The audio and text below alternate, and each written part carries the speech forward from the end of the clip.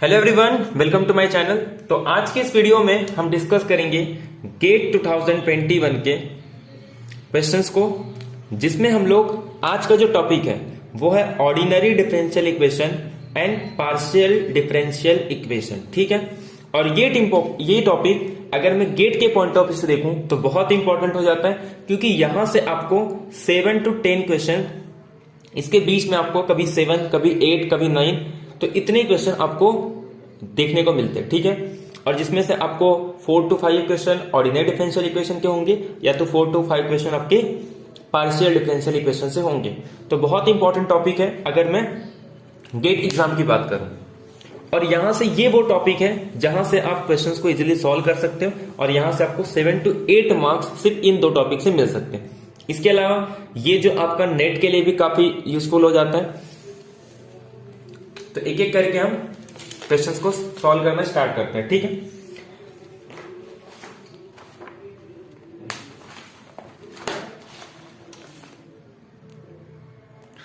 देखो पहला क्वेश्चन क्या है। सिंपल ये स्टर्म लिवली प्रॉब्लम का क्वेश्चन है। हमने ऑलरेडी जब हम सीओबी पढ़ रहे थे तो उसमें मैंने आपको थोड़ा आइडिया दिया था कि किस तरीके से हम स्टर्म लिवली प्रॉब्लम को सॉल्व करते हैं। इसमें कह रहा है the eigen values of the boundary value problem. ये आपको एक सेकेंड ऑर्डर डिफरेंशियल इक्वेशन दिया है, तो इस और उस पर कुछ बाउंड्री कंडीशन है, तो आपको जस्ट इसको सॉल्व करके इसमें लैम्बडा की वैल्यू निकालनी। तो एक्चुअल में ये एक बाउंड्री स्टर्म लिवली प्रॉब्लम है, और जस्ट हमको क्या करना है, इसे सॉल्व करना है। तो स्टर्म लिवली प्रॉब्लम में होता क्या एक्चुअल में, ये हमारे पास एक सपोज सेकेंड ऑर्डर का डिफरेंशियल इक्वेशन दिया है, वो भी होमोजीनियस सेकेंड ऑर्डर का लीनियर डिफरेंशियल इक्वेशन है विथ कांस्टेंट कोएफिशिएंट। और हमें पता है कि इसके टोटल 3 कंडीशन आते हैं कि हम इसका ऑक्सिलरी इक्वेशन बनाएंगे, और उस ऑक्सिलरी इक्वेशन के रूट पे डिपेंड करता है कि इसके सॉल्यूशन क्या होंगे। हो सकता है कि वो रियल एंड इक्वल हो सकता है कि रियल एंड अनइक्वल हो, या फिर कॉम्प्लेक्स और रियल कोएफिशिएंट है तो कॉम्प्लेक्स एंड कॉन्जुगेट के फॉर्म में होंगे। अब ये 3 केसेस है। तो जो मेन प्रॉब्लम होता है इसमें हमें क्या करना होता है, इसके नॉन ट्रिवियल सॉल्यूशन को फाइंड आउट करना होता है। तो जब हम इसके नॉन ट्रिवियल सॉल्यूशन को फाइंड आउट करते हैं तो ये जो लैम्बडा है इस पे हम कंडीशन लगाते हैं कि ये पॉजिटिव होगा, निगेटिव होगा या 0 होगा। तो जब हम 0 पुट करते हैं लैम्बडा को, तब भी हमें ट्रिवियल कंडीशन मिलता है, तो इस पॉइंट को हम हटा देंगे। और जब ये रियल एंड अनइक्वल आता है, उस केस में भी इसके पास ट्रिवियल सॉल्यूशन आती है, तो सिर्फ एक ही केस बचता है, कॉम्प्लेक्स एंड कॉन्जुगेट होंगे। तो इस केस में हमको non trivial solution find out करना होता है। तो जब भी आपको स्टर्म लिवली प्रॉब्लम दिया हो तो आप लैम्बडा के उस कंडीशन को लोगे जिसपे हमें क्या मिले, कॉम्प्लेक्स एंड कॉन्जुगेट मिले। जैसे फॉर एग्जाम्पल अगर ये माइनस लैम्बडा है, तो अगर मैं इसको राइट साइड में लेके आ जाऊं तो ये क्या आ जाएगा, लैम्बडा। तो यहां पर राइट साइड में क्या होना चाहिए, निगेटिव होना चाहिए। तब हम क्या ले लेंगे, लैम्बडा को निगेटिव वैल्यू ले लेंगे। लेकिन अगर ये प्लस में है तो ये लैम्बडा क्या होना चाहिए, पॉजिटिव होना चाहिए, तब जाके ये राइट में निगेटिव आएगा। तो उस केस में हम लैम्बडा को क्या लेंगे, पॉजिटिव लेंगे। तो एक केस में हम निगेटिव लेंगे, एक केस में हम पॉजिटिव लेंगे। ये पॉइंट आपको ध्यान रखना है। तो हमें फर्स्ट सेकेंड केस चेक नहीं करना, डायरेक्टली हम थर्ड वाले केस में आते हैं, जिस केस में हमको कॉम्प्लेक्स एंड कॉन्जुगेट रूट मिलेंगे। अब क्लियरली आपको समझ में आ गया होगा कि ये d² y upon dx² plus lambda y is equal to 0। अब इस केस में हम क्या लेंगे कि हमको कॉम्प्लेक्स कॉन्जुगेट मिलेंगे, जब हम लैम्बडा को पॉजिटिव ले लेंगे। अब पॉजिटिव लेना है तो मैं क्या करता हूं, u² के फॉर्म में कुछ ले लेता हूं। यहां तक कोई दिक्कत, क्योंकि इस केस में हमें कैसे रूट मिलेंगे, कॉम्प्लेक्स कॉन्जुगेट रूट मिलेंगे। तो इसका सॉल्यूशन क्या आ जाता है, y of x is equal to a cos। अब ध्यान दें, अगर मैं इसको सॉल्व करूं, अगर मैं u² यहां पे ले लेता हूं, तो ये मेरे पास इसका जो ऑक्सिलरी इक्वेशन आएगा m² is equal to u², ये आ जाएगा माइनस u²। तो ये m की वैल्यू आ जाएगी माइनस u², यानी कि ui। तो इस तरीके से आपका यह आपके पास सॉल्यूशन आ जाएगा। तो इसको मैं लिख सकता हूं simple, cos ux b sin μx। ठीक है, तो ये आपका सॉल्यूशन आ गया। तो यहां तक तो कोई दिक्कत नहीं है। ये जो यहां तक काम है सिंपल, हमने इसका सॉल्यूशन निकालना है, बट हमें क्या करना है, इस लैम्बडा की वैल्यू निकालनी। एक तो ये क्लियर हो गया कि ये क्या है, कुछ म्यू स्क्वायर के फॉर्म में है। अब हम क्या करेंगे, इसमें बाउंड्री कंडीशन लगाएंगे। पहला बाउंड्री कंडीशन क्या कह रहा है कि 0 पे वैल्यू क्या होगी, 0। तो जब मैं इसमें 0 पुट करूंगा तो ये 0 आ जाएगा, cos 0 1, तो a, और ये पूरा पार्ट 0 आ जाएगा। तो यहां से मुझे a 0 मिल गया। तो इसका मतलब अब मेरे पास जो y ऑफ x है वो सिंपल आ जाएगा b into sine mu x. आई होप यहां तक आपको कोई दिक्कत नहीं, बहुत सिंपल है। y of x is equal to b sine mu x आ गया। अब जो सेकेंड कंडीशन है वो क्या कहता है कि y पे जब मैं पाई पुट करूंगा माइनस जब उसके डेरिवेटिव पे पाई पुट करूंगा तो आंसर क्या आना चाहिए, 0 आना चाहिए। आई थिंक यहां तक तो कोई दिक्कत नहीं है। अब मैं इसको यहां से रब कर देता हूं। अब देखो y ऑफ पाई का मतलब क्या है कि इसमें मैं पाई पुट करूंगा। अब ध्यान दो, जैसे मैं इसमें पाई पुट करूंगा तो ये पूरा पार्ट क्या आ जाएगा, b साइन म्यू पाई, ठीक है।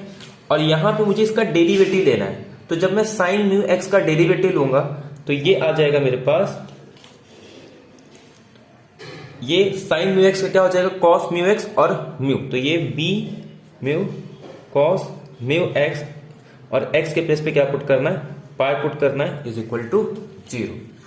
अब यहां से मैं कॉमन क्या ले सकता हूं, सिंपल यहां से मैं b कॉमन ले सकता हूं। जैसे मैं यहां से b कॉमन लूंगा तो ये मेरे पास आ जाएगा sine mu pi minus mu cos mu pi is equal to 0।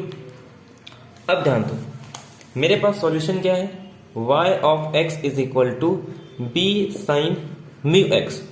अब ये दोनों नंबर 0 है, इसका मतलब या तो b 0 होगा या तो ये पार्ट 0 होगा। लेकिन अगर b 0 आ गया तो ये मेरे पास सॉल्यूशन कैसा आ जाएगा, ट्रिवियल सॉल्यूशन। बट हमें क्या फाइंड आउट करना है, एक non trivial solution find out करना है। तो नॉन ट्रिवियल सॉल्यूशन के लिए b 0 नहीं होना चाहिए। तो b 0 नहीं होना चाहिए, इसका मतलब क्या हो जाएगा, तो therefore sine mu pi minus mu cos mu pi is equal to 0।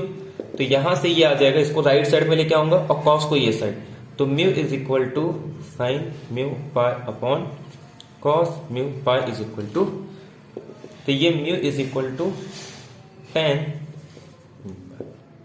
I hope यहां तक आपको कोई दिक्कत नहीं है। इसको मैं ऐसे भी लिख सकता हूं। अब देखो, और इसी को हम लोग लिख सकते हैं इस तरीके से। आई होप आपको यहां तक कोई दिक्कत नहीं होगी। तो ये मेरे पास कंडीशन आ गई।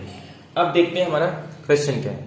तो इसका मतलब lambda is equal to mu square where mu minus ten mu pi is equal to 0। ये मेरे पास सॉल्यूशन आ गया। और उस पे जो कंडीशन है लैम्डा पे, lambda is equal to mu square, और म्यू क्या है मेरे पास, mu minus ten mu pi is equal to 0। I hope यहां तक आपको कोई प्रॉब्लम नहीं होगा। और अगर हमें सॉल्यूशन निकालना है तो सॉल्यूशन में हम क्या करेंगे, जो म्यू है उसके प्लेस पे ये वैल्यू हम पुट कर सकते हैं, ठीक है। अब एक काम करते हैं, ऑप्शन देखते हैं कि कौन सा ऑप्शन हमारे पास इसमें से करेक्ट होगा, ठीक है। देखो, अब ऑप्शन दिखने में तो बहुत डेंजर दिख रहा है, बट ऐसा है नहीं। इसमें क्या कह रहा है कि लैम्डा को मैं क्या करूंगा, के एन स्क्वायर, मतलब कुछ positive value, where k n is equal to are the roots of, किसके रूट्स होंगे, के एन माइनस टेन के पाई। तो ये तो एक करेक्ट हो गया, हमारा पहला स्टेटमेंट करेक्ट हो गया। सेकेंड में कह रहा है इस फॉर्म में है तो रॉन्ग। थर्ड कह रहा है इस फॉर्म में तो होगा, बट उसमें और कुछ कंडीशन लगा दी है, एक्स्ट्रा कंडीशन आ गया। तो फोर्थ तो राइट नहीं है, तो सिर्फ मेरा फर्स्ट ऑप्शन करेक्ट आ जाएगा। हम लोग ने म्यू लिया है, यहां पे सिर्फ के एन लिया है, तो फर्स्ट ऑप्शन करेक्ट है, बाकी ऑप्शन इसमें इनकरेक्ट है। आई होप आपको इसमें कोई दिक्कत नहीं होगी, ठीक है।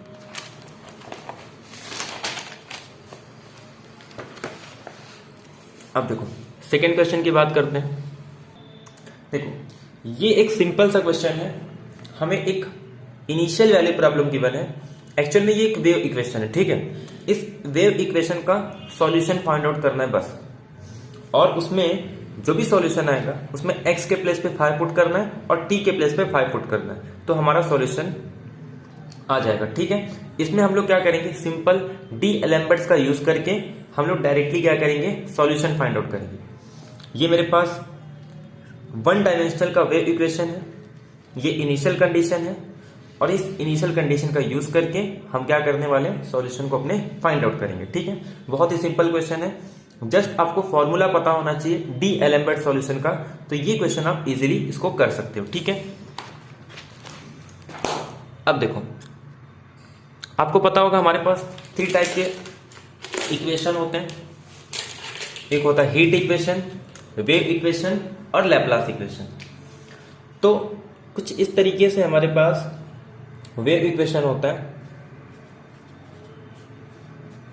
ठीक है, तो ये हमारे पास एक वेव इक्वेशन है, इसमें हम 1 डायमेंशन, 2 डायमेंशन, 3 डायमेंशन के वेव इक्वेशन पढ़ते हैं। जैसे 1 डायमेंशन की बात करूं तो del square u by del x square, ये 1 डायमेंशन का है। 2 डायमेंशन में हम लोग वाई स्क्वायर ऐड कर देंगे और 3 डायमेंशन में हम लोग क्या ऐड कर देंगे, यहाँ पे जेड स्क्वायर। ये 1 डायमेंशन के लिए, ये 2 डायमेंशन के लिए और ये 3 डायमेंशन के लिए। अगर राइट साइड में 0 पुट कर देते हैं तो वो हमारे पास लैप्लास इक्वेशन, वो 2 डायमेंशन के लिए होता है। और यहाँ पे हम लोग राइट साइड में क्या रहेगा, 1/c del square u by del t square.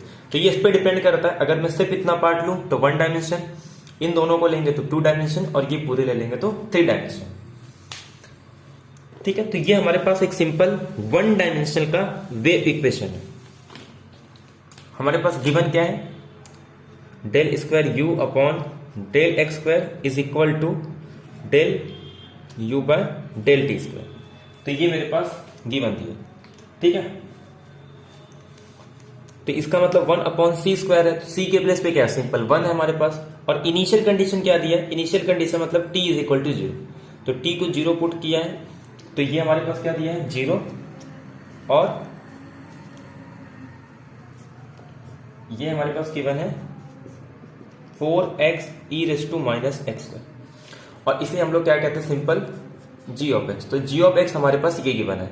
तो इसी के हेल्प से हम लोग क्या फाइंड आउट करेंगे, डीएलेम्बर्ट सॉल्यूशन की हेल्प से इसका सॉल्यूशन फाइंड आउट करेंगे। तो ये अगर कुछ स्ट्रक्चर है जो आपको गिवन है, तो ये मेरा g ऑफ x है, ये मेरे पास इनिशियल कंडीशन गिवन है, और ये मेरे पास एक 1 डायमेंशन का वेव इक्वेशन है। तो डीएलेम्बर्ट क्या कहता है कि जब भी आपको इनिशियल वैल्यू प्रॉब्लम सॉल्व करना है 1 डायमेंशनल वेव इक्वेशन का, तो इसके लिए जो सॉल्यूशन आता है u x t is equal to half of x minus t x plus t g of y dy। ठीक है, अब g ऑफ y हमारे पास क्या गिवन था, तो g ऑफ x हमारे पास गिवन था simple 4x e raise to minus x square. तो ये सिंपल y डमी वेरिएबल है, तो इसको y से रिप्लेस कर दो, तो 1/2 4 बाहर आ जाएगा, ये आ जाएगा x minus t x plus t, और g ऑफ y के प्लेस पे x e raise to minus x square into d x. अब इसका डेरिवेटिव यहाँ पे प्रेजेंट है, इसका डेरिवेटिव क्या होगा, -2x, तो -2x नहीं है तो यहाँ पे -2 डिवाइड में -2, तो ये सिंपल इसका डेरिवेटिव आ जाएगा। तो ये पूरा कैंसिल होकर सिर्फ निगेटिव साइन रहेगा। ये एक काम कर देता हूँ, यहाँ पे डायरेक्ट मैं इसका इंटीग्रेशन ले लेता हूँ। ठीक है, तो इसका इंटीग्रेशन क्या आ जाएगा, e raise to minus u है, तो ये फिर से एक माइनस माइनस कैंसिल, मतलब माइनस का यहाँ पे प्रॉब्लम कैंसिल हो गया, और सिंपल क्या बचेगा, e raise to minus u. तो एक बार अपर लिमिट और एक बार लोअर लिमिट। ठीक है, तो यहां तक आई होप आपको कोई दिक्कत नहीं होगा, सिंपल। तो या तो हम उसमें लिमिट चेंज कर ले, या तो फिर जो हमने पुट किया था, किसको पुट किया था, माइनस वाई स्क्वायर को यू पुट किया था, तो आप इसको फिर से क्या कर सकते हो, वाई स्क्वायर पुट कर सकते हो, तो ये क्या आ जाएगा स्क्वायर। ठीक है, या तो आप लिमिट चेंज कर दो। तो अब ध्यान दीजिए, ये अपने पास सॉल्यूशन आ गया। अब अपने को पूछा क्या है, u ऑफ 5 है, तो e रेज़ टू, अब ध्यान दो यहाँ पे, तो ये जैसे आप यहां पे पुट करोगे तो ये आपका क्या आ जाएगा, तो ये आपके पास आ जाएगा यहाँ पे, जब मैं 5 पुट करूंगा तो ये 10 का square minus e raise to, जब ये पुट करूंगा तो ये पूरा पार्ट मेरा 0 आ जाएगा, तो ये सिंपल आ जाएगा e रेज़ टू माइनस 100, और ये आ जाएगा मेरे पास 1। तो ये आंसर आ गया e raise to minus 100 minus 1। तो ठीक है, इसमें कौन सा ऑप्शन करेक्ट होगा, 1 minus e raise to 100, 1 minus e raise to 10। तो एक भी ऑप्शन करेक्ट नहीं हो रहा है। ये देखो 2 अच्छा सॉरी, इसमें हम लोग ने इस पूरे को यू पुट कर दिया है ना, तो जब इंटीग्रेशन आएगा जिसका हम लोग इंटीग्रेशन लेंगे तो ऑलरेडी माइनस प्लस, ठीक है। तो 1 minus 1 upon e raise to 100, क्योंकि हमने इस पूरे को यू पुट कर दिया था, तो जब हम लोग उसका इंटीग्रेशन लेंगे तो u e raise to u का इंटीग्रेशन क्या आएगा, फिर से ई रेस टू यू आएगा, तो साइन चेंज नहीं करना है, ठीक है। तो ये अपने पास आंसर आ जाएगा 1 minus 1 upon e raise to. तो जस्ट इंटीग्रेशन तो आप सॉल्व कर सकते हो, सबसे इंपॉर्टेंट था सिर्फ ये डीएलेम्बर्ट का सॉल्यूशन, और इसके बाद सिर्फ इंटीग्रेशन सॉल्व करना है बाय सब्स्टिट्यूशन मेथड, ठीक है। तो ये आपका डीएलेम्बर्ट सॉल्यूशन की हेल्प से ये आपका आंसर आ गया। तो सिंपल क्वेश्चन है, आपको जस्ट फॉर्मूला याद रखना था। ये था प्रॉब्लम हमारा initial value problem of one dimensional wave equation.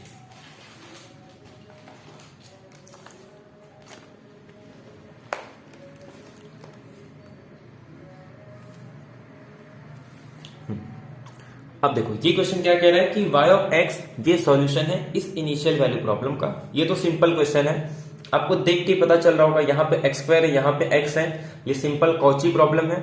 और कॉची प्रॉब्लम को हम लोग क्या करते हैं, इस x है इसको नए वेरिएबल में चेंज करेंगे z के फॉर्म में बाय सुटेबल सब्स्टिट्यूशन। उसके बाद हम लोग जस्ट इसको सॉल्व करेंगे bye simple homogeneous differential equation with constant coefficient, ठीक है। इसमें कोई दिक्कत नहीं, बहुत ही सिंपल रहता है ये, जस्ट हमको इसको कन्वर्ट करना होता है।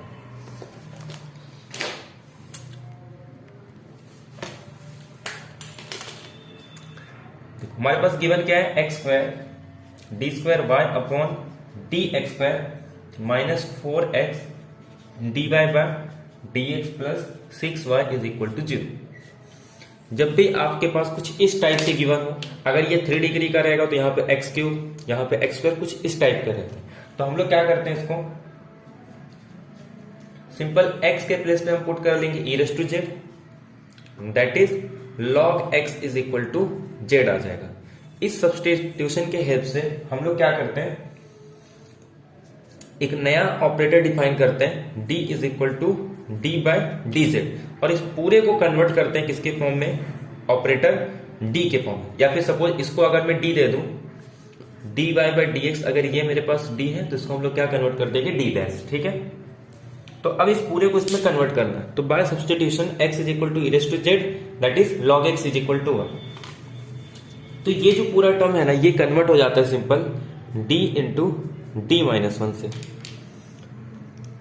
X square d square y by d x square किससे चेंज हो जाएगा, d into d minus y से, x d y by d x जो है ये हमारा चेंज हो जाता है सिंपल x इंटू डी से। तो बाय इस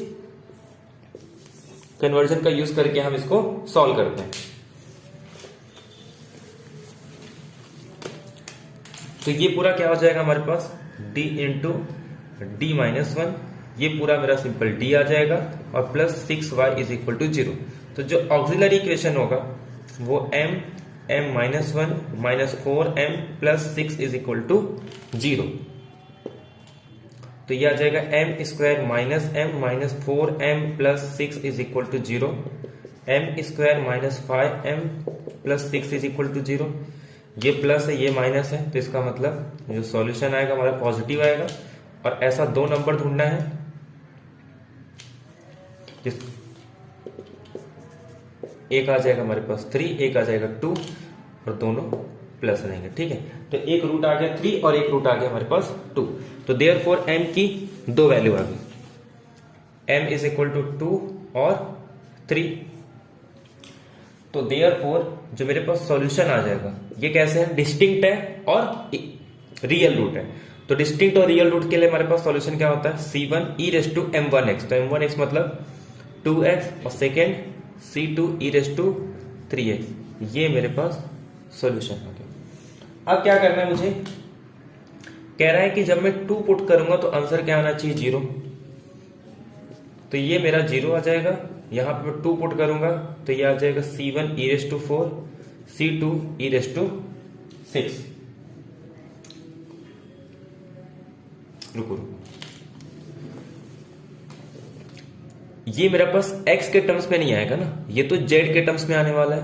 क्यों, क्योंकि हम लोग ने इसको कन्वर्ट किया है z के फॉर्म में, अब e raise to z is equal to x है, तो e रेस टू 2z का मतलब क्या हो जाएगा एक्स स्क्वायर, और e रेस टू 3z का मतलब क्या आ जाएगा एक्स क्यूब।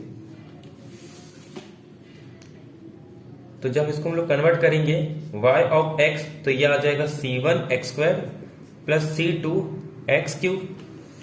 तो सिंस मेरे पास y of 2 is equal to 0 दिया है, तो इसका मतलब ये आ जाएगा 0 एक्स स्क्वायर मतलब 4c1, और ये आ जाएगा 8c2, c1 plus c2 is equal to 0, that is c1 is equal to minus c2। तो एक कांस्टेंट की वैल्यू आ गई c1 is equal to minus c2। तो यहां पे लिख देता हूं c1 is equal to minus c2। Second condition क्या गिवन है कि dy बाई dx पे जब मैं 2 पुट करूंगा तो आंसर क्या आएगा 4 आएगा। ठीक है, मतलब x के प्लेस पर 2 पुट करेंगे तो आंसर 4 आने वाला है। तो जब मैं इसका डेरिवेटिव करूंगा तो आंसर क्या आ जाएगा 4। इसका जब मैं डेरिवेटिव लूंगा तो 2c1x, और जब इसका डेरिवेटिव लूंगा 3c2x स्क्वायर। इसके प्लेस पे क्या पुट करना है 2, 4c1, इसके प्लेस पे क्या पुट करना है 2, 2 का स्क्वायर 4, 4 3 जा 12, तो ये आ जाएगा 12c2। 4 कॉमन ले लेंगे, 1 1 3, तो देयरफॉर c1 को मैं किससे रिप्लेस कर सकता हूं माइनस 2c2 से, तो 3c2 में से 2c2 माइनस करेंगे तो c2 इज इक्वल टू 1, और जब c2 1 आ जाएगा तो c1 की वैल्यू -2 और c2 की वैल्यू 1। तो देयरफॉर यहां पे मैं c1 को 1 पुट कर दूंगा और c2 को -2। हो गया। अब अपने को जो पूछा है हम निकाल सकते हैं। क्वेश्चन में अपने को पूछा है कि y ऑफ 4 क्या होगा, तो y of 4 is equal to 4 का स्क्वायर माइनस 2 टाइम्स 4 का क्यूब, तो 16 माइनस 4 का क्यूब कितना आ जाएगा 64,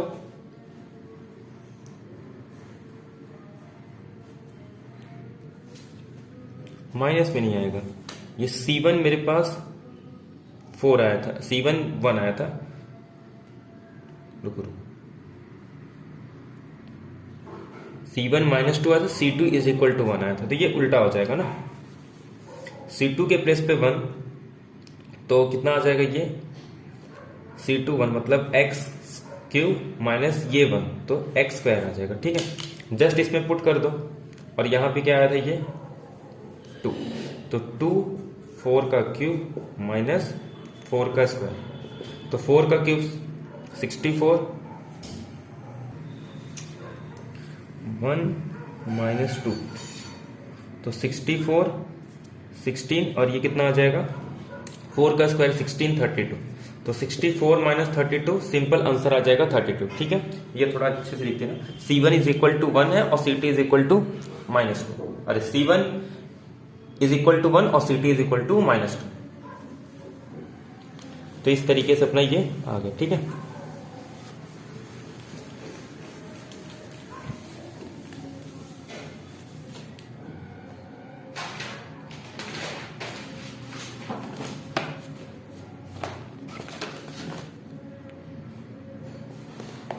अब यहां पे ध्यान दो, ये कह रहा है y of t be the solution of initial value problem. ये इस इनिशियल वैल्यू प्रॉब्लम का सॉल्यूशन है जिसमें a पॉजिटिव b पॉजिटिव और एक कंडीशन दिया है कि a square minus 4b is equal to 0। y of 0 पे 0 और उसके डेरिवेटिव जब 0 पुट करेंगे तब भी 0 आएगा। अब ये ऑब्टेन हो रहा है by the method of transform then. इसमें से कौन सा ऑप्शन करेक्ट होगा कि y ऑफ t की वैल्यू ये आएगी, y ऑफ t की वैल्यू ये है, इसमें से कौन सा ऑप्शन करेक्ट है। और इसको सॉल्व करना है by method of Laplace transform. तो पहले तो हमको समझना होगा लैप्लास ट्रांसफॉर्म क्या है, उसके बाद हम लोग इसको लैप्लास ट्रांसफॉर्म के प्रॉपर्टीज का यूज करके हम लोग इसको सॉल्व करने वाले। ठीक है,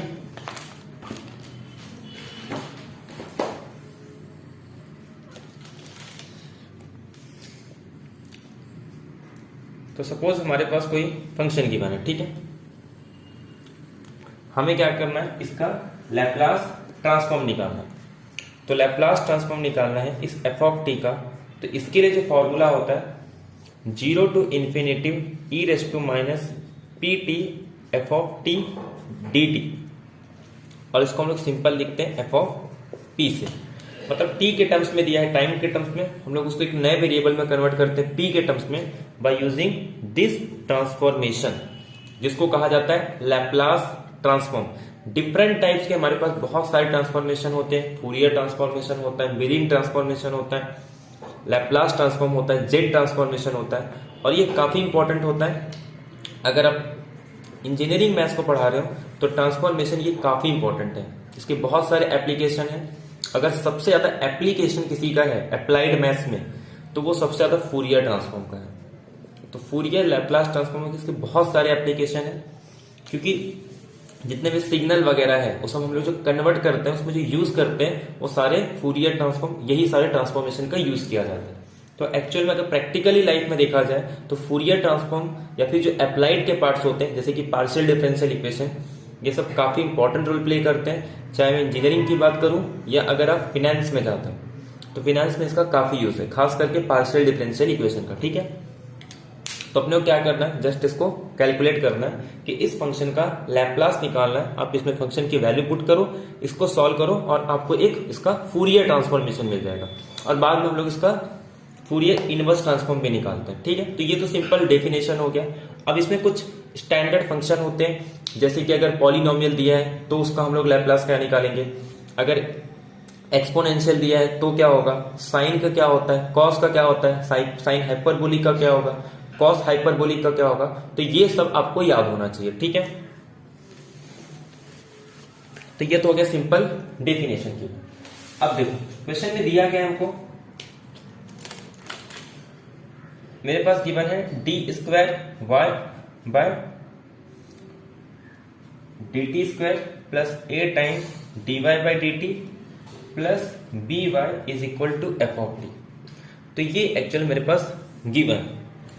अब मैं क्या करूंगा, इसमें लैप्लास ऑपरेट करूंगा। ठीक है, अब लैप्लास ऑपरेटर करने से पहले मुझे पता होना चाहिए कि लेट सपोज मैं पुट कर रहा हूं यहां पे कि जो लैप्लास है y ऑफ t का जो लैप्लास है उसको मैं पुट कर देता हूं सिंपल एक y ऑफ p। ठीक है, ये मेरे पास y ऑफ t का लैप्लास है। जैसे मैंने कहा था f ऑफ t का लैप्लास क्या था, f ऑफ p, ऐसे y ऑफ t का लैप्लास हो जाएगा y ऑफ p, तो इसका लैप्लास हो जाएगा f ऑफ p। अब बात आती है इसका डेरिवेटिव का कैसे निकालेंगे और उसके डबल डेरिवेटिव। तो इसके लिए सिंपल फॉर्मूला है हमारे पास, उस फॉर्मूले का हम यूज करने वाले। ठीक है,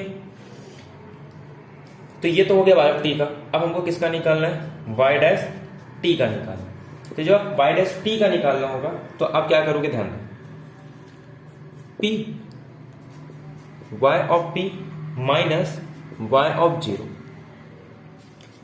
ऐसे y डबल डैश का निकालना है तो आप क्या करोगे, ये p से स्टार्ट हो रहा था, अब कहां से स्टार्ट हो जाएगा, p स्क्वायर से स्टार्ट हो जाएगा, और ये y of p as it is minus, अब ये p के बाद क्या आएगा, p y of 0 minus y dash 0। अब इनके जैसे अगर आपको 3 डेरिवेटिव तो कैसे निकालेंगे, ध्यान दो। ये p स्क्वायर से स्टार्ट हो रहा था, अब कहां से स्टार्ट हो जाएगा, p क्यूब से, y of p minus p square y of 0 minus p y dash 0 minus simple y double dash 0। तो आई होप अब आपको क्लियर होगा कि किस तरीके से हम लोग इसको निकालते हैं। तो ऐसे अगर ये 4 हो जाएगा तो ये भी 4 से स्टार्ट होगा, और ये लास्ट में कहां तक जाएगा, y raise to n minus at the point 0। I hope आपको ये क्लियर हो गया होगा। तो अब मैं इसको यहां से रफ कर देता हूं।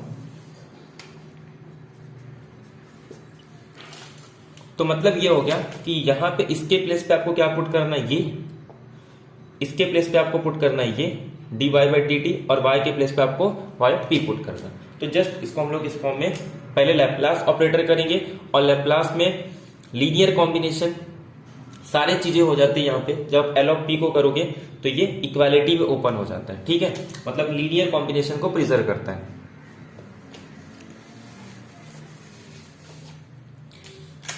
तो जब मैं इसमें लैप्लास ऑपरेटर अप्लाई करूंगा दोनों साइड, तो ये इसमें भी ओपन हो जाएगा, इसमें भी ओपन हो जाएगा, इसमें भी। तो ये लीनियर कॉम्बिनेशन को प्रिजर्व करता है। इसका मतलब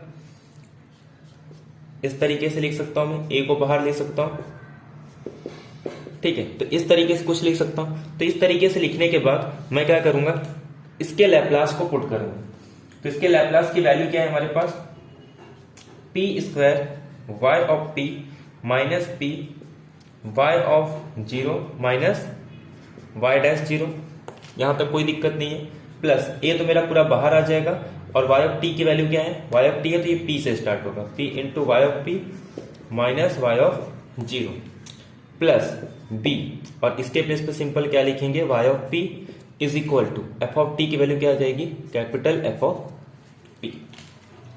अब हमारे पास इनिशियल कंडीशन क्या था कि y of zero is equal to zero और y dash zero is equal to zero. तो जहां पे वाई ऑफ जीरो है ये पूरा पॉइंट जीरो आ जाएगा, ये पूरा जीरो आ जाएगा, यहां से ये पूरा पॉइंट जीरो आ जाएगा। तो इसका मतलब सिंपल बचेगा कैसे, हमारे पास एक तो बचेगा p square y of p plus a p y of p plus b y of p is equal to f of p. यहां तक कोई दिक्कत नहीं है। तो मुझे क्या निकालना है, वाई ऑफ पी निकालना है। तो जो वाई ऑफ पी निकालना है तो ये आ जाएगा एफ ऑफ पी, यहां पे भी वाई ऑफ पी, यहां पे वाई ऑफ पी, यहां पे वाई ऑफ पी, सब कॉमन ले लेंगे तो क्या आ जाएगा सिंपल, ये अपॉन में आके p square a p plus b. I hope यहां तक आपको कोई दिक्कत नहीं होगा कि वाई ऑफ पी की value f of p upon p square a p plus b. अब जो यहां पे इसके बाद का रोल है, आपको जो स्टैंडर्ड फंक्शन के लैप्लास पता होना चाहिए और इसका इनवर्स कैसे निकालते हैं ये आपको पता होना चाहिए। अगर ये आपको पता नहीं है तब आप इसको आगे नहीं कंटिन्यू कर सकते, ठीक है। अगर इसको आगे कंटिन्यू करना है तो आपको स्टैंडर्ड फंक्शन के लैप्लास और किस तरीके से इनवर्स फाइंड आउट करते हैं उसका प्रोसेस आपको पता होना चाहिए।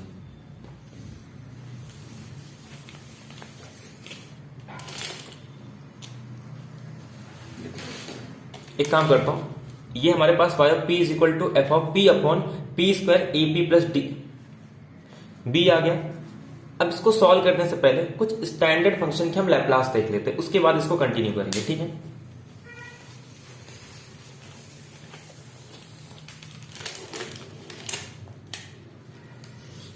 देखो हमारे पास एफ ऑफ टी का जो लैप्लास है वो क्या है, zero to infinity e raise to minus p t f of t d t, ठीक है।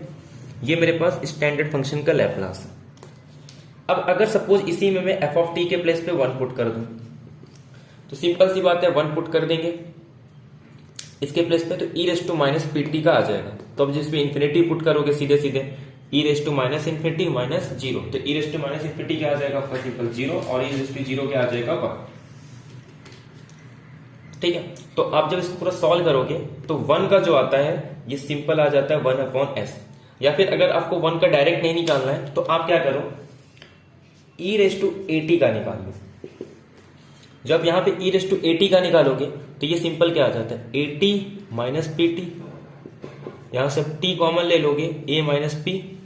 तो आप इसका इंटीग्रेशन तो सॉल्व ही कर सकते हो। सॉल्व करने के बाद उस पर लिमिट जब आप पुट करोगे तो ये आपके सामने आ जाएगा वन अपॉन पी के टर्म्स में लेंगे, एस के टर्म्स में लेंगे तो एस, पी के टर्म्स में लेंगे तो पी। ये जस्ट एक वेरिएबल है, डमी वेरिएबल, कहीं कहीं एस यूज किया रहता है, कहीं कहीं पी यूज किया रहता है, ठीक है। तो वन का जो है one upon p, e raise to a t का वन अपॉन पी माइनस है। अब ध्यान दो, अगर यहां पे मैं इसके प्लेस पे जीरो पुट कर दूं तो ये सिंपल क्या आ जाएगा वन अपॉन पी, तो यहां से आ जाता है। ऐसे हम लोग साइन के केस में भी ले सकते हैं, कॉस के केस में वहां से भी वन का निकाल सकते हैं, ठीक है। अगर आपको साइन एटी, ये काफी इंपॉर्टेंट है, आपको साइन एटी का पता होना चाहिए। साइन एटी का होता है ए अपॉन पी स्क्वायर प्लस ए स्क्वायर। ऐसे अगर आपको कॉस का निकालना है तो आपको जस्ट क्या करना होगा, यहां पे ए है वहां पे पी होता है, कॉस के लिए पी आ जाएगा, कॉस के लिए पी, साइन के लिए ए, बाकी ये डिनोमिनेटर में सेम होता है। ऐसे अगर आपको हाइपरबोलिक के लिए निकालना है तो जस्ट यहां पे क्या करना होता है, माइनस करना होता है, माइनस माइनस, ठीक है। तो ये कुछ स्टैंडर्ड है जो आपको पता होना चाहिए। और एक सबसे important t raise to n का, टी रेस टू एन का लैप्लास जो हमको यहां पे यूज करना है वो होता है n factorial upon p raise to n plus one. T raise to n का क्या है, n factorial upon p raise to n plus 1। यहां तक आए वो कोई दिक्कत नहीं होगा। और एक प्रॉपर्टी हम यूज करते हैं, जैसे अगर e⁻t और f का अगर आपको लैप्लास निकालना है तो आप क्या करो, पहले इसका लैप्लास निकाल लो। इसका लैप्लास आ जाएगा कुछ f के टर्म्स में, और उसके बाद उस p को रिप्लेस कर दो p माइनस a से। क्या कहा मैंने, e⁻t f है तो पहले आप इस f का लैप्लास निकाल लो। उस लैप्लास निकालने के बाद आपको क्या करना है, वो p के टर्म्स में आएगा, तो जहां पे भी p है उसको आपको रिप्लेस करना है p माइनस a से। जैसे फॉर एग्जांपल मुझे पता है कि साइन 80 का जो लैप्लास होता है, साइन के लिए क्या होता है, यहाँ पे a upon p square plus A square. अगर कॉस होता तो यहाँ पे p आ जाता। अब जैसे अगर किसी ने मुझसे पूछ लिया कि e⁻dt साइन 80 इसका क्या होगा, तो आप क्या करोगे, पहले इसका लैप्लास निकाल लोगे पी स्क्वायर प्लस ए स्क्वायर, कोई दिक्कत नहीं यहां तक, और उसके बाद इस p को रिप्लेस कर दोगे p माइनस ए से, मतलब यहां पे जो रहेगी, तो इस p को रिप्लेस कर दोगे आप p माइनस बी के स्क्वायर से। कोई दिक्कत यहां पे, जो भी यहां पे इसको जस्ट p को p माइनस यहां पे जो भी रहेगा e⁻ एक्सपोनेंशियल जो भी कोएफिशिएंट रहेगा उससे आप इसको रिप्लेस कर सकते। तो ये कुछ इंपॉर्टेंट पॉइंट्स थे जो आपको पता होने चाहिए। अब आते हैं हमारे प्रॉब्लम पे कि हमें कि y ऑफ p की वैल्यू क्या थी।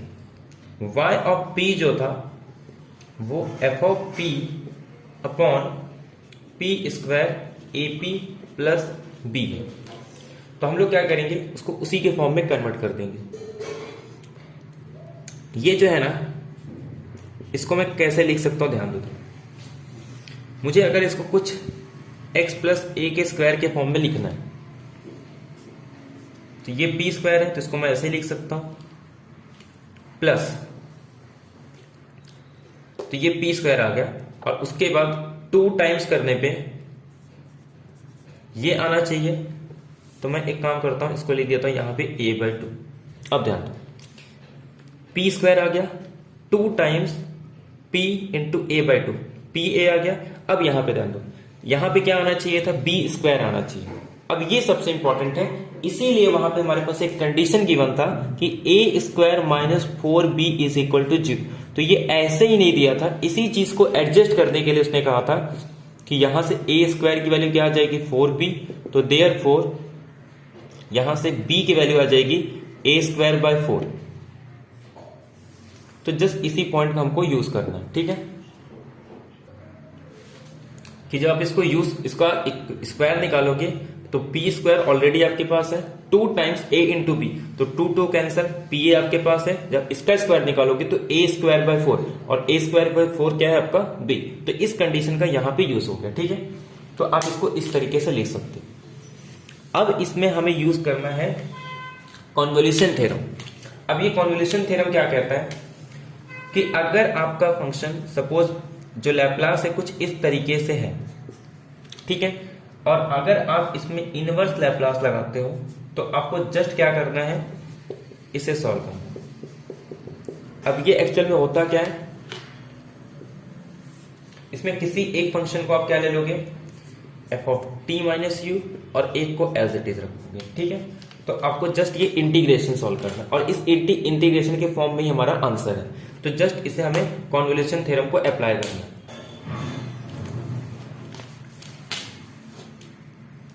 ठीक है, तो अगर अब मैं इसमें कॉन्वोल्यूशन थ्योरम अप्लाई करता हूं तो ये इसका इनवर्स क्या आ जाएगा, जब मैं इसमें इनवर्स अप्लाई करूंगा तो इसका इनवर्स हमको वही तो कैलकुलेट करना है। इसका इनवर्स क्या आ जाएगा, मैं बोल रहा हूं y ऑफ t का अगर लैप्लास y ऑफ p है तो इसका इनवर्स क्या आ जाएगा, y ऑफ t, और यही तो हमको कैलकुलेट करना है। जब मैं इसमें इसका इनवर्स कैलकुलेट कर दूंगा, देखो इसको मैं यहां पे लिख देता हूं, f of p upon p plus A square by 2 का होल स्क्वायर, ठीक है। ये मेरे पास एक फंक्शन आ गया f ऑफ p, और ये मेरे पास पूरा g ऑफ p आ गया। तो जब मैं इसमें इनवर्स अप्लाई करूंगा तो ये y ऑफ t की वैल्यू इंटीग्रेशन ऑफ, और इंटीग्रेशन कहां से कहां तक, 0 से लेके t तक, किसी एक का हमको इसके फॉर्म में लिखना है और किसी एक को एज इट इज रखना है, ठीक है, इस तरीके से लिखना है। अब किसका हमको ये एफ ऑफ पी का मैं डायरेक्ट निकाल देता हूं, एफ ऑफ पी का क्या आ जाएगा, या फिर एक काम करते हैं इसका निकाल देते हैं, क्योंकि जो ऑप्शन में है उसके अकॉर्डिंग इसको हम लोग क्या ले लेंगे, सिंपल इसको एफ ऑफ पी ले लिया है और इसको जी ऑफ पी ले लिया है, तो जी ऑफ पी का क्या निकालेंगे, लैप्लास निकालेंगे, इसका इनवर्स लैप्लास। इसका इनवर्स लैप्लास क्या होगा, अगर मैं इसके इनवर्स लैप्लास की बात करूं तो टी रेज टू एन क्या था, ये n factorial upon p raise to n plus one, और यहां पे ये कुछ इस तरीके से आ रहा है, इसका मतलब यहां पे इसने क्या अप्लाई किया होगा, e raise to a T, तो कुछ इस फॉर्म में ये एक्चुअल में है, ठीक है। तो अगर मैं इसको फॉर एग्जांपल t की बात करूं तो यहां पे n के प्लेस पे क्या है 1, तो 1 का फैक्टोरियल, और यहां पे ये सिंपल क्या आ जाएगा p स्क्वायर। तो अगर मैं यहां पे कुछ, जैसे मैंने यहां पे अगर फॉर एग्जांपल क्वेश्चन में क्या है मेरे पास, अगर मैं इसको इससे रिप्लेस कर दूं minus A square by 2 t, तो ये आंसर आ जाएगा 1 अपॉन p प्लस p को रिप्लेस कर देंगे इससे, ठीक है। तो एक्चुअल में ये अपने पास गिवन हो गया, ये खत्म। तो इसको मैं रिप्लेस कर सकता हूं F of t minus tau से, ये सिंपल है मेरे पास टी माइनस म्यू करके, और इसका क्या आ जाएगा सिंपल टाउ और e raise to minus a by two, t को हम लोग किससे रिप्लेस कर रहे हैं, सिंपल जो हमारे पास क्वेश्चन में गिवन, अरे ऑप्शन में गिवन, और किसके रिस्पेक्ट में करेंगे इसको, तो चेक करते हैं कौन सा ऑप्शन इसमें से करेक्ट होगा, ठीक है। तो ये अपने पास सॉल्यूशन आ जाएगा f of t minus tau tau e raise to a by two tau d tau, ठीक है। तो ये क्वेश्चन ऐसा है कि अगर आपको लैप्लास इक्वेशन अच्छे से सॉल्व करने आ रहा है तब इस क्वेश्चन को आप करना, लेकिन अगर आपको लैप्लास इक्वेशन नहीं पता है तो आप इस क्वेश्चन को छोड़ सकते हैं। अगर आपके सिलेबस में लैप्लास था या फिर आपने लैप्लास को पढ़ा अच्छे से, तभी इन क्वेश्चंस को कर सकते हो, क्योंकि इसमें बहुत सारे फॉर्मूले यूज होते हैं और आपको हर चीजें पता होना चाहिए। मतलब आपको पूरे लैप्लास पे निकालने आना चाहिए, आपको इनवर्स लैप्लास निकालने आना चाहिए। इनवर्स लैप्लास के लिए आपको एक तो पार्शियल फ्रैक्शन से आता है, एक तो उसके हेल्प से कर सकते हो, या फिर आप कन्वोल्यूशन थ्योरम के हेल्प से कर सकते हो। तो ये दो इंपॉर्टेंट टूल्स है जिसके हेल्प से आप इनवर्स लैप्लास कैलकुलेट कर सकते हो। बट इसके लिए आपको जितने भी स्टैंडर्ड लैप्लास है, स्टैंडर्ड फंक्शन के लैप्लास पता होना चाहिए। जैसे इंटीग्रेशन में क्या करते हैं हम लोग, स्टैंडर्ड फंक्शन का डेरिवेटिव पता होनी चाहिए, और उसके बाद इंटीग्रेशन फाइंड आउट करने के लिए स्टैंडर्ड डेरिवेटिव के साथ साथ वो टेक्निक्स भी पता होना चाहिए जिसका यूज करके हम लोग इंटीग्रेशन कैलकुलेट करते हैं। तो सेम उसी तरीके से ये डेरिवेटिव मतलब लैप्लास और इंटीग्रेशन मतलब इनवर्स लैप्लास।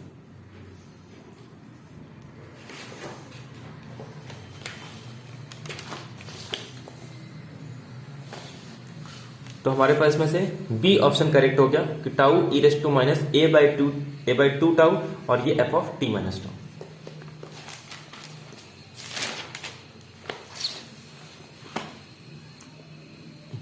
अब ये देखो, कह रहा है इस डिफरेंशियल इक्वेशन का ये सॉल्यूशन, मतलब ये जो पावर सीरीज गिवन है इस डिफरेंशियल इक्वेशन का सॉल्यूशन है।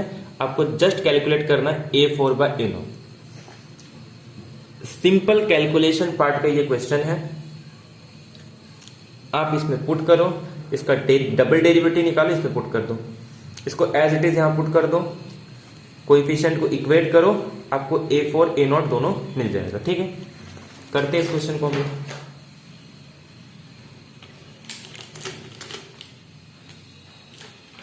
देखो दिया क्या है अपने को, ध्यान सुनो,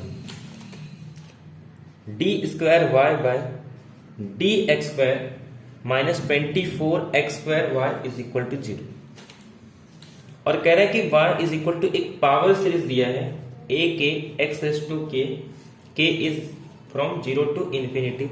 ये इसका सॉल्यूशन है। अगर ये इसका सॉल्यूशन है, इसका मतलब पुट कर देंगे तो ये सेटिस्फाई करेगा।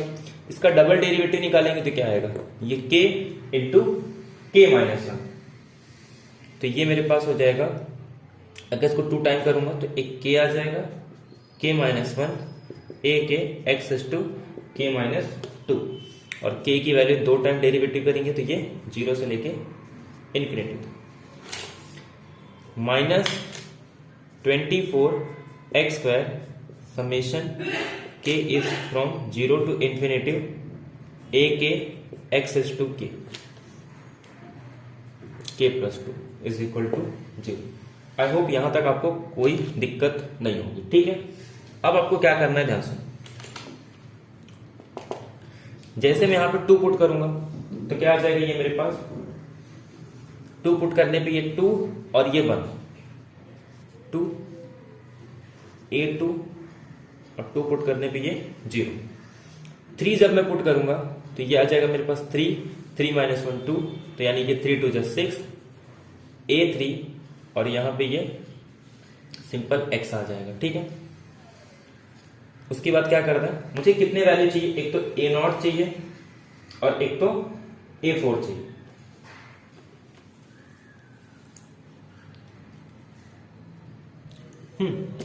अब इसमें 2 ही टर्म लेंगे, क्योंकि यहां का जो पहला टर्म है x का, वो कहां से स्टार्ट हो रहा है, 2 से स्टार्ट हो रहा है।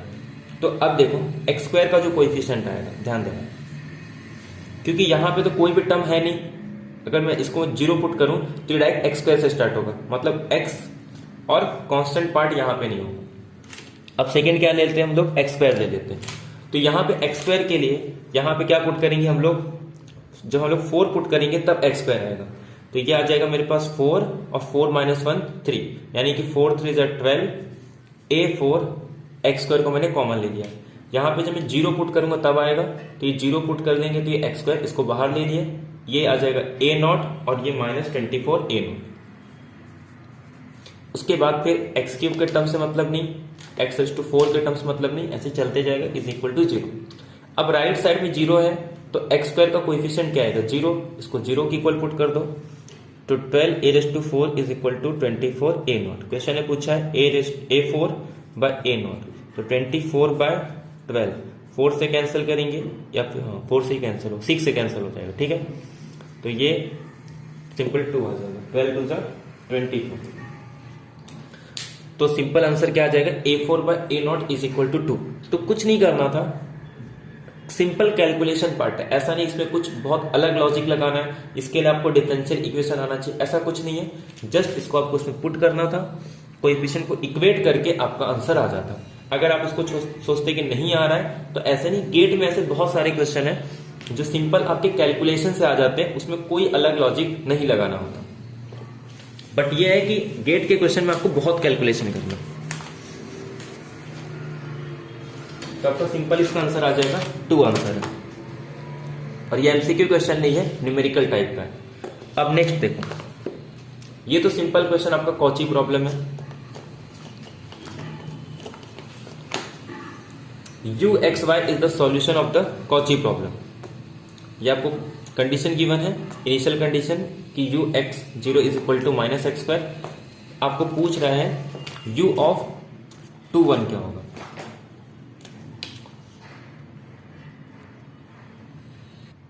तो हम लोग इसको सिंपल लैग्रेंजेस मेथड्स का यूज करके सॉल्व करेंगे, ठीक है। अब अगर मैं स्टैंडर्ड फॉर्म लिखूं तो p(q) is equal to r, ठीक है। अब ये p का मतलब होता है del x by del y, और ये हमारे पास होता है del u by del y, ठीक है।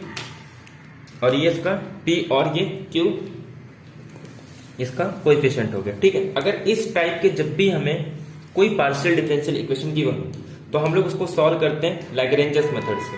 और लैग्रेंजेस मेथड्स के लिए हम लोग पहले क्या करते हैं, एक लैग्रेंजेस का ऑक्सिलरी इक्वेशन बनाते हैं, dx by p dy by q और du बाय r, और ये हमारे पास सिंपल कन्वर्ट हो जाता है एक ऑर्डिनरी डिफरेंशियल इक्वेशन में, और उस ऑर्डिनरी डिफरेंशियल इक्वेशन को सॉल्व करके हम इस क्वेश्चन को सॉल्व करते हैं, ठीक है।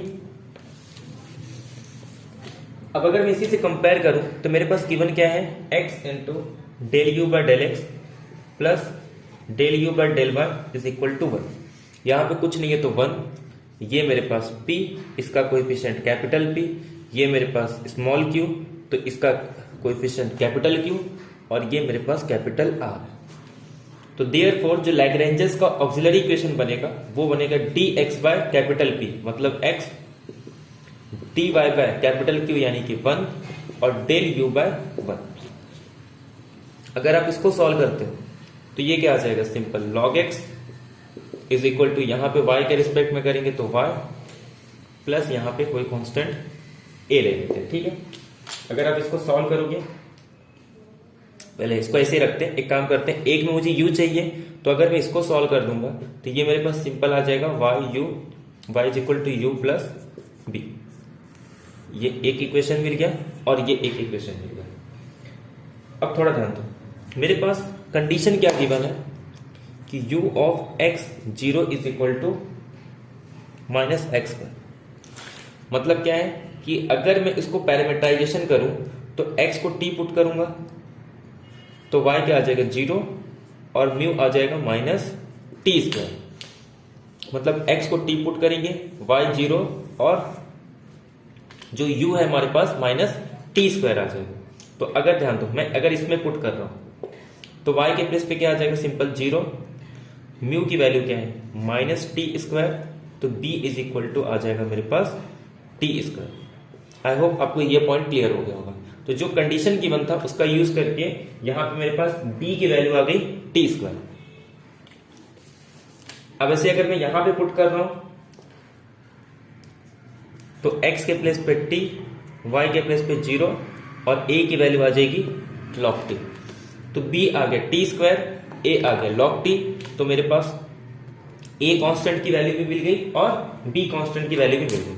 अब ध्यान दो, अगर मैं यहां से t की वैल्यू निकालना चाहूं तो निकाल सकता हूं, दोनों साइड e अप्लाई कर दूंगा तो ये मेरे पास आ जाएगा t is equal to e raise to ए।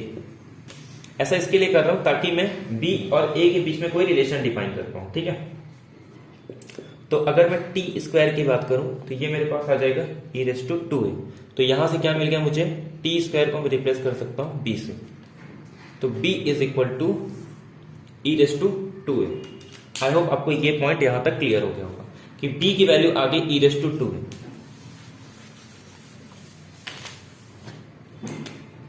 ध्यान दो, रिलेशन क्या आ गया मेरे पास, b is equal to e raise to 2a और हमारे पास सॉल्यूशन क्या था, एक था हमारे पास log x is equal to y plus a और एक था y is equal to u plus b। अब थोड़ा ध्यान दें,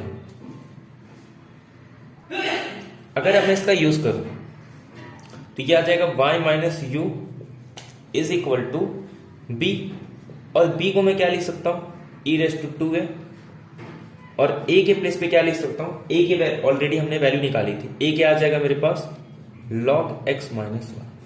अब कहीं पे भी आपको कांस्टेंट दिख रहा है नहीं, तो जो मेरा कांस्टेंट था वो एक्चुअल में एलिमिनेट हो चुका है। समझ में इसका क्यों यूज किया हम लोग, पहले b को रिप्लेस किया a रेस टू 2a के फॉर्म में और यहां से a की वैल्यू हमने पुट कर दी log x माइनस वाई, हो गया। हमको u निकालना है तो u इज इक्वल टू आ जाएगा y minus e raise to 2 log x minus y. तो देयरफॉर पूछा गया अपने को कि y ऑफ 2 1 की वैल्यू क्या होगी, मतलब x को पुट करना है 2, y को पुट करना है 1, तो y के प्लेस पे 1 आ जाएगा, x के प्लेस पे 2 आ जाएगा, y के प्लेस पे 1, तो ये आ जाएगा 1 minus e raise to 2 log 2 e raise to minus 2। ठीक है, और ये ई रेस टू log 2 है तो 2 को मैं यहां लेके आ जाऊंगा और ई रेस टू log 2 क्या आ जाएगा, सिंपल 4, तो ये आ जाएगा मेरे पास 1 minus 4 e raise to minus 2।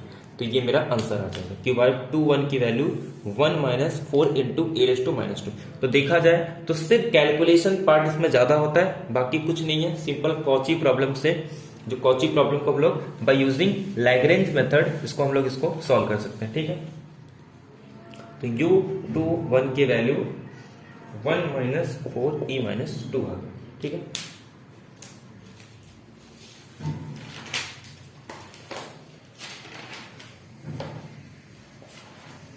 Next question करते हैं हम लोग। अब ये देखिए, इसमें कह रहा है क्रिटिकल पॉइंट फाइंड आउट करना है इस डिफरेंशियल इक्वेशन का। क्या होगा, स्पाइरल पॉइंट है और असिम्पोटेटिक स्टेबल है, सैडल पॉइंट है एंड इज अनस्टेबल है, नोड है एंड इज असिम्पोटेटिकली स्टेबल है, नोड है या अनस्टेबल। तो सबसे पहले तो मुझे इसका ऑक्सिलरी इक्वेशन निकालना होता है। उस ऑक्सिलरी इक्वेशन के रूट पे डिपेंड करता है कि वो स्पाइरल पॉइंट होगा, सैडल पॉइंट है, नोड है, उसमें भी नोड पे भी अनस्टेबल है, असिम्प्टोटिकल है, स्टेबल है, क्या है, वो सारी चीजें हमें डिस्कस करें। तो सबसे पहला काम क्या है कि इसके ऑक्सिलरी इक्वेशन को सॉल्व करना। D square y upon d x square plus 2 alpha d y by d, इसमें एक्स के टर्म्स में डी वाई, टी के टर्म्स में भी, ठीक है, plus beta square y is equal to 0। और सबसे इंपॉर्टेंट इसमें कंडीशन दी है, इसका काफी इंपॉर्टेंट रोल है, alpha greater then beta, beta greater than 0। इसके रूट क्या है, इसके रूट की साइन कौन डिसाइड करेगा, तो ये कंडीशन। तो इस कंडीशन को ध्यान में रखना है, ये बहुत इंपॉर्टेंट कंडीशन है इस प्रॉब्लम के रिस्पेक्ट में, ठीक है, ध्यान दो। अगर मैं इसको ध्यान से देखूं, मुझे इसका ऑक्सिलरी इक्वेशन निकालना है, तो ऑक्सिलरी इक्वेशन आ जाएगा मेरे पास m square plus 2 alpha plus beta square is equal to 0। मैं अगर इसका रूट निकाल लूं तो m is equal to minus 2 alpha plus minus b square मतलब 4 अल्फा स्क्वायर माइनस 4 ac यानी कि 4 beta square upon 2 times a यानी कि 1, ठीक है। 4 यहां से कॉमन आ जाएगा, बाहर आके 2 2 2 2 सब cancel, minus alpha plus minus alpha square minus beta square, तो ये हो गया आपका m। यहां तक कोई दिक्कत नहीं है, m की value minus alpha plus minus root alpha square minus beta square, तो यहां तक कोई दिक्कत नहीं है, ठीक है। अब मैं इसको यहां पे रफ कर देता हूं। मेरे पास m की वैल्यू आ गई माइनस अल्फा प्लस माइनस क्या था वहां पे, alpha square minus beta square, alpha greater than 0 beta greater than 0, ठीक है। That is m is equal to minus alpha plus alpha square minus beta square और m is equal to minus alpha. यहां तक तो कोई problem नहीं। अब ध्यान दो थोड़ा, अल्फा ग्रेटर देन बीटा है तो सीधे से ये मतलब रूट मेरे क्या होंगे, रियल ही आने वाले हैं। क्यों रियल होंगे, ये क्या होता है, अल्फा प्लस बीटा दोनों पॉजिटिव है तो कोई दिक्कत नहीं, पॉजिटिव और अल्फा माइनस बीटा इस तरीके से लिख सकते हैं। ये पॉजिटिव और अल्फा ग्रेटर देन बीटा है तो ये भी positive, positive into positive positive, तो इसका मतलब रूट कैसे होंगे, रियल। एक पॉइंट तो यहां से क्लियर हो गया कि जो भी कंडीशन कॉम्प्लेक्स रूट के लिए है वो सारे पॉसिबिलिटी कैंसिल हो जाए। आगे मैं बताऊंगा कि किस केस में नोड होगा, किस केस में स्पाइरल पॉइंट होगा, किस केस में सेंटर होगा, ये सारी चीजें हम डिस्कस करेंगे, ठीक है। पहले ये तो आपको क्लियर हो गया। पहले हम लोग देखते हैं इसका रूट का नेचर क्या होगा। तो अल्फा ग्रेटर देन बीटा, इसके लिए रूट कैसे हो जाएंगे, रियल हो गए। तो जितने भी जिस ऑप्शन में भी कॉम्प्लेक्स कॉन्जुगेट का रहेगा वो सारे हमारे ऑप्शन हट जाएंगे, ठीक है। अब इसके साइन पे डिपेंड करता है, इसका साइन क्या होगा, पॉजिटिव होगा निगेटिव होगा, पॉजिटिव नेगेटिव में भी सेम है या डिफरेंट है, ये सारी चीज इसमें इंपॉर्टेंट रोल प्ले करते हैं, ठीक है। ये देखो इसमें साइन कुछ भी हो कुछ फर्क नहीं पड़ता, ये साइन क्या आ जाएगा, निगेटिव। अब मुद्दा ये है कि ये अगर निगेटिव है तो अगर ये निगेटिव आ गया तो दोनों रूट निगेटिव और सेम साइन, अगर ये पॉजिटिव आ गया तो real root and different sign. तो कौन सा कॉन्सेप्ट यूज होगा, real root and different sign. और अगर ये भी निगेटिव आ गया तो कौन सा कॉन्सेप्ट यूज होगा, रियल रूट सेम साइन और सेम साइन में भी निगेटिव। अब देखो तो इसका कितना इंपॉर्टेंट रोल है। अब ध्यान दो, ये मेरे पास आ गया, मुझे क्या करना है, पहले मैं सेम साइन के लिए करता हूं। मान लेते हैं अगर ये पॉजिटिव है, ठीक है, ये माइनस है, अगर ये पॉजिटिव है, पॉजिटिव है इसका मतलब क्या आ जाएगा, alpha square minus beta square की वैल्यू ग्रेटर देन 0।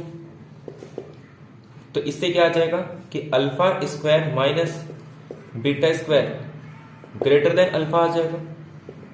तो alpha square minus beta square greater than alpha square, ये कैंसिल, इसका मतलब ये है कि minus beta square greater than 0, जो कि कभी पॉसिबल नहीं है। क्योंकि ये हमेशा पॉजिटिव और निगेटिव करने पे हमेशा निगेटिव, तो कॉन्ट्रेडिक्शन आ गया। इसका मतलब ये जो मैंने पॉजिटिव लिया है वो कॉन्ट्रेडिक्ट आ गया, इसका मतलब ये निगेटिव। कोई दिक्कत यहां पे नहीं, तो देयरफॉर ये जो वैल्यू है ये निगेटिव आ गई।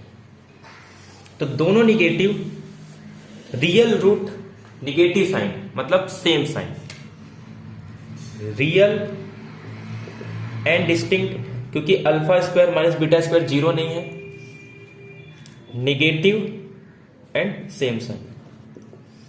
तो ये कुछ इंपॉर्टेंट पॉइंट अपने को पता चल गया। इस क्वेश्चन में जो हमने ऑक्सिलरी इक्वेशन निकाला उसके रूट का नेचर है कि वो रियल है, डिस्टिंक्ट है, सेम साइन वो भी निगेटिव। अब मैं आपको वो पॉइंट बताता हूं कि जो हमें क्वेश्चन में पूछा है कि कब हम लोग कहते हैं कि इसके पास नोड होगा। तो सबसे पहले हम बात करते हैं नेचर की। किसकी बात करते हैं? Nature of critical point. ठीक है, तो यहां पे मैं नेचर की बात कर लेता हूं। 1 2 3 4 5। ठीक है, तो नेचर, और उसके बाद हम लोग बात कर लेते हैं उसके स्टेबिलिटी की। देखो नेचर ऑफ रूट में क्या होगा कि वो रियल रूट है, कॉम्प्लेक्स रूट है, या रियल रूट एंड इक्वल। तो अगर सपोज रूट मेरा रियल है प्लस अनइक्वल है, यानी कि डिस्टिंक्ट है, अब इसमें भी आ जाता है कि सेम साइन है या डिफरेंट साइन है। क्लियर यहां तक? Real root, unequal and same sign, different sign, मतलब सेम कॉन्सेप्ट, यहां पे सेम साइन, यहां पे different sign. Real and equal में साइन का कोई मसला नहीं है, तो ये सिंपल क्या आ जाएगा? Real and equal. अब अगर कॉम्प्लेक्स आ रहे हैं तो कॉन्जुगेट में है, मतलब कॉम्प्लेक्स कॉन्जुगेट है, या फिर प्योरली इमेजिनरी है। तो आई थिंक इसमें आपको कोई दिक्कत नहीं। तो अगर रियल, इक्वल और सेम साइन है तो हम कहते हैं उसके पास नोड। डिफरेंट साइन है तो हम लोग कहेंगे सैडल पॉइंट। रूट अगर रियल है, इक्वल है, sorry root real and distinct है, डिफरेंट साइन है तो saddle point. Root real and equal है तो इसमें भी आता है नोड। कॉन्जुगेट है तो स्पाइरल पॉइंट। तो जिस क्वेश्चन में भी स्पाइरल पॉइंट पूछा था आप सीधे सीधे उसको हटा दोगे। जिसमें सेंटर पूछा रहेगा वो भी ऑप्शन आपका हट जाएगा। तो पहले ऑप्शन में कह रहा है कि स्पाइरल पॉइंट, तो जैसे स्पाइरल पॉइंट होगा तो आपका फर्स्ट ऑप्शन हट जाएगा। ठीक है, तो फर्स्ट ऑप्शन आपका एलिमिनेट हो गया। सेकेंड में कह रहा है सैडल पॉइंट, तो सैडल पॉइंट ऑप्शन में हो सकता है। क्यों? क्योंकि अब ध्यान दो, सैडल पॉइंट के लिए क्या था? एक में कह रहा था कि सेम साइन अपोजिट साइन, तो अपोजिट साइन तो है नहीं, तो सैडल पॉइंट भी हट गया। थर्ड क्वेश्चन में कह रहा है कि नोड एंड इज, पहली बात तो नोड है, थर्ड और फोर्थ में दोनों नोड है, तो थर्ड और फोर्थ में दोनों नोड है, तो रियल एंड इक्वल के लिए भी आता ही है, तो ये वाला कॉन्सेप्ट तो नहीं है। तो नोड है, लेकिन नोड में भी सेम साइन में पॉजिटिव या निगेटिव पे डिपेंड करता है कि वो अनस्टेबल है या फिर स्टेबल है। ठीक है, यहां तक कोई दिक्कत नहीं। तो कॉम्प्लेक्स कॉन्जुगेट के आने से ये दोनों ऑप्शन तो मेरे हट गए। ठीक है, अब बचा 3 और 4। नोड है, अब इसके बाद आती है स्टेबिलिटी के बाद। आई होप आपको यहां तक कोई दिक्कत नहीं, इसको याद कर लो। क्या याद करोगे? जब root real and unequal, same sign पे नोड, डिफरेंट साइन पे सैडल पॉइंट, रियल इक्वल पे नोड, कॉन्जुगेट में स्पाइरल पॉइंट और प्योरली इमेजिनरी में सेंटर। अब बात करते हैं स्टेबिलिटी के।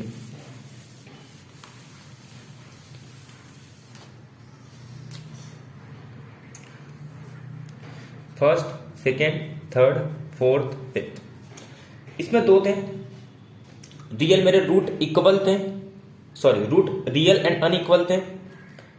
सेम साइन पे हो सकता है निगेटिव साइन हो या हो सकता है पॉजिटिव साइन, निगेटिव साइन या पॉजिटिव साइन। अगर निगेटिव साइन है तो हम लोग कहते हैं ये असिम्पोटिकली स्टेबल हो, तो पॉजिटिव होगा तो अनस्टेबल, कोई दिक्कत नहीं यहां तक। निगेटिव पे असिम्पोटिकली स्टेबल और पॉजिटिव पे अनस्टेबल हो गया क्वेश्चन, तो थर्ड ऑप्शन करेक्ट है, फोर्थ इनकरेक्ट है। अगर पॉजिटिव होता तो अनस्टेबल, निगेटिव है तो असिम्पोटिकली स्टेबल।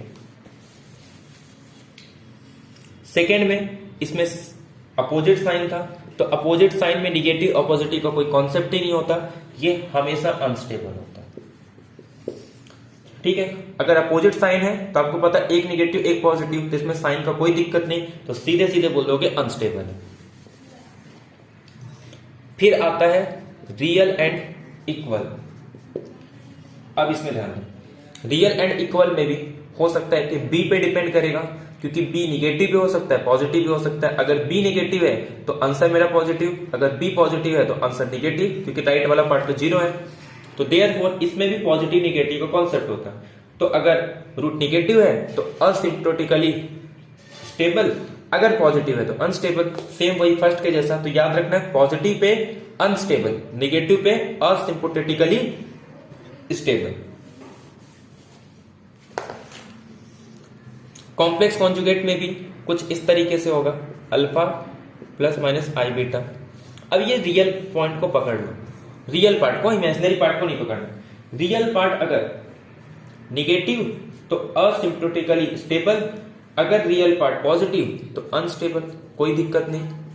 तो पॉजिटिव आया तो अनस्टेबल, निगेटिव आया तो असिम्प्टोटिकली स्टेबल। इस केस में खाली थोड़ा अलग हो जाता है, इसमें स्टेबल तो होता है बट नॉट असिम्प्टोटिकली स्टेबल। ठीक है, तो ये पॉइंट आपको क्लियर हो गया। तो कैसे याद रखोगे, जब भी निगेटिव आएगा स्टेबल, वो भी कैसा, असिम्प्टोटिकली स्टेबल। अगर सपोज पॉजिटिव आया तो अनस्टेबल, और बाकी वो कॉन्सेप्ट याद रख लो। ठीक है, आई होप आपको इसमें कोई दिक्कत नहीं होगा। तो इजी क्वेश्चन है, बट आपको एग्जाम में ये सारी चीजें पता होनी चाहिए, तो इसको याद मत करो, 2-3 क्वेश्चन प्रैक्टिस कर लो, अपने आप याद हो जाएगा। ठीक है, एक लास्ट क्वेश्चन है, ये करते हैं, उसके बाद फिर आज का लेक्चर हम लोग एंड करते हैं। ठीक है, इसमें एक इनिशियल वैल्यू प्रॉब्लम दिया है, ये भी बहुत ही सिंपल क्वेश्चन है। ऐसा नहीं कि आपको कुछ मेथड पता होना चाहिए, जिस मेथड का यूज करना है उसने ऑलरेडी गिवन है। ऐसा नहीं कि आपको कुछ याद करके जाना है, सिर्फ कैलकुलेशन करना है, बाकी कुछ नहीं। ये खुद ही बोल रहा है कि dy बाई डी टी आपको एफ ऑफ टी वाई दिया है, where f of t y आपका -10y है, और आपको इसको सॉल्व करना है आइलर मेथड, और आइलर मेथड भी गिवन है। अब आपको जस्ट ये बताना है कि h की ऐसी कौन सी वैल्यू होगी जिसके लिए मेरा yn 0 को अप्रोच करेगा अगर n टेंड्स टू इंफिनिटी। मतलब अगर एक सीक्वेंस आएगा इसमें, उस सीक्वेंस में अगर मैं उसका लिमिट पुट निकालूं तो वो 0 आना चाहिए। तो h पे ऐसा क्या कंडीशन लगा दूं कि उसकी लिमिट क्या होनी चाहिए, 0। सिंपल सा क्वेश्चन है। ठीक है,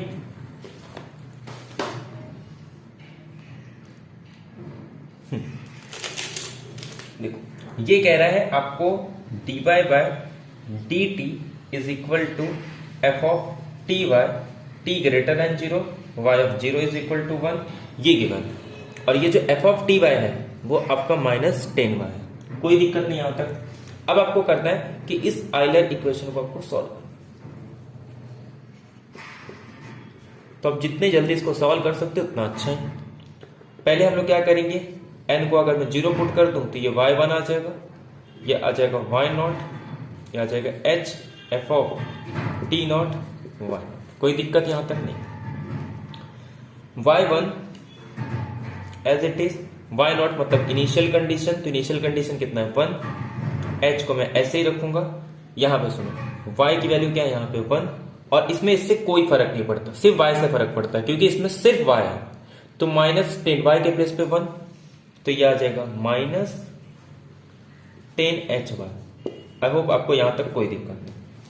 तो ये सिंपल क्या आ जाएगा, और y के प्लेस पे क्या है 1, कि y1 की वैल्यू 1 -10h। जब y2 कैलकुलेट करना है तो यहाँ पे y1 प्लस h, और यहाँ पे सिर्फ y किस पे depend, f of t and y किस पे डिपेंड करता है, सिर्फ y पे, और y क्या है मेरे पास ये। तो ये आ जाएगा अपने पास 1 -10h, और y1 भी क्या है 1 -10h प्लस h, और ये ऑलरेडी पहले से ही माइनस है, तो ये वाला फिर से क्या आ जाएगा -1 -10h। ये दोनों सेम है, इसको कॉमन ले लेंगे तो 1 -10h, और ये कांस्टेंट भी तो है यहाँ पे 10, तो ये भी आ जाएगा 1 -10h। तो यानी कि 1 -10h का होल स्क्वायर। ऐसे आप आगे जाओगे तो आपको 1 -10h का क्यूब मिल जाएगा। तो इस तरीके से आप इसको निकाल सकते हो। तो y2 आ गया मेरे पास 1 - 10h का स्क्वायर। तो ऐसे ही yn कितना आ जाएगा, y minus 10h raise to n। आप एक और निकाल लेना y क्यूब, आपको पता चल जाएगा कि yn is equal to 1 minus 10h raise to n। अब एक बात बताओ, मैं चाहता हूं कि जब मैं इस पर लिमिट अप्लाई करूं, ठीक है, तो ये वैल्यू मेरी 0 आ जाए। x रेज़ टू n 0 तभी आता है जब ये x का मॉडुलस मेरा लेस देन 1, ठीक है। बस ले लेते हैं, इसकी वैल्यू लेस देन 1 होनी चाहिए। तो 1 माइनस, बस मुझे अब मेरा काम क्या है, सिर्फ 1 माइनस 10h का modulus less than 1 minus 10h is between -1 to 1। अगर मैं दोनों साइड क्या अप्लाई कर दूं, -1 अप्लाई कर दूं, तो ये आ जाएगा -2 माइनस 10h, ये 0, माइनस से वो कर दूंगा तो ये आ जाएगा मेरे पास 2 greater than 10h greater than 0। 10 से डिवाइड कर दूंगा तो 2/10 1/5, 1/5 कितना होता है 0.2, तो 0.2 greater than h greater than 0, therefore h is between 0 to 0.2। तो जिस क्वेश्चन में ये वाला ऑप्शन है वही आपको क्लियर होगा कि करेक्ट होगा कि h की वैल्यू आपकी 0 से लेकर 0.2 तक है, ठीक है। तो आपका जिसमें सी ऑप्शन है वो करेक्ट हो गया कि h इज बिटवीन 0 to 0.2। तो बहुत ही सिंपल क्वेश्चन था, ऐसा नहीं है कि आपको कुछ अलग से पता होना चाहिए। जो भी करना है क्वेश्चन में गिवन है, आपको सिर्फ अगर कुछ करना है तो कैलकुलेट करना है। तो गेट एग्जाम के लिए आपका कैलकुलेशन पार्ट बहुत अच्छा होना चाहिए, ठीक है। बहुत सारे क्वेश्चन तो ऐसे होते हैं जिसमें आपको कुछ अलग से याद नहीं करना होता। गेट के क्वेश्चन बहुत सारे उसमें खुद ही गिवन होता है, आप उसी का यूज करके आप उन क्वेश्चंस को सॉल्व कर सकते हैं। आई होप आपको ये वीडियो पसंद आया होगा। तो ऐसे नेक्स्ट लेक्चर में हम लोग कुछ और क्वेश्चंस के साथ मिलेंगे। Thank you very much, have a nice day.